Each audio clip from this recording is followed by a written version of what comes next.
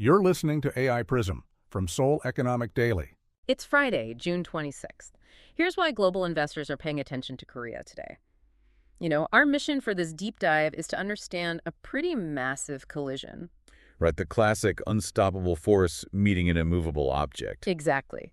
You need to understand this direct collision between an unprecedented AI hardware boom and, well, severe global macro tightening. Yeah, and the sheer magnitude of this earnings beat, the numbers are just wild. Look at Micron's Q3 revenue. They hit $41.5 billion. Wait, that's up like 350% year over year, right? 350%, exactly. But the context here is even crazier.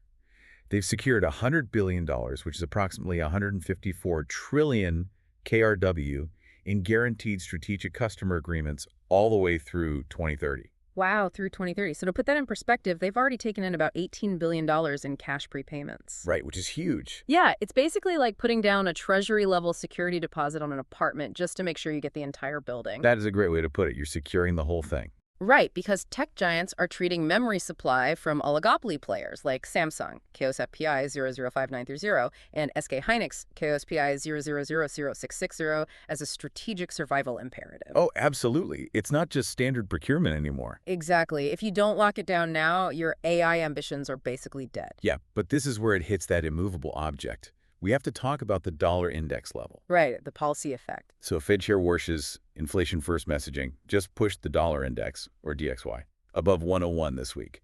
And the timing here is brutal for the Asia-Pacific region. Because it compresses equity multiples, right? Exactly. It compresses those multiples and drags everything else down. Yeah. We even saw gold drag down 29% to $3,980 per ounce.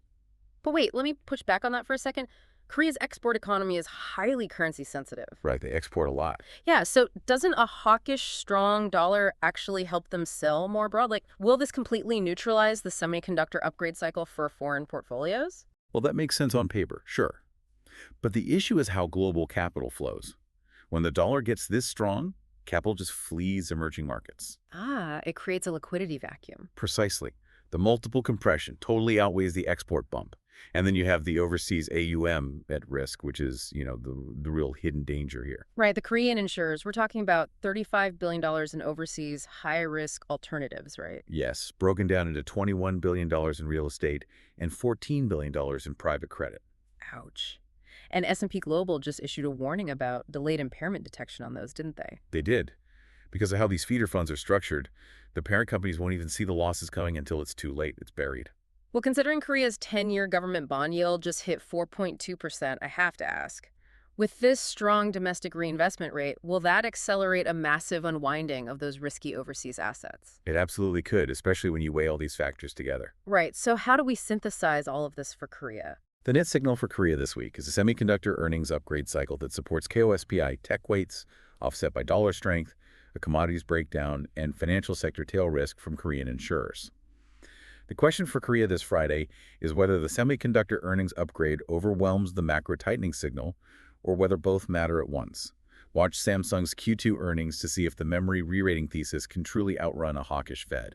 So well put. And, before we wrap, just think about this for a second. ByteDance recently set a $70 billion AI infrastructure CapEx target for 2026. Well, wow. $70 billion. It proves that structural demand for AI might simply ignore traditional macroeconomic headwinds entirely.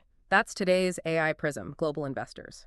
This episode was produced with AI assistance based on Seoul Economic Daily reporting and reviewed by a human editor. AI PRISM is a IFRA award-winning series. We'll be back tomorrow. Note, no investment advice. #CoSBI. You've been listening to AI PRISM from Seoul Economic Daily.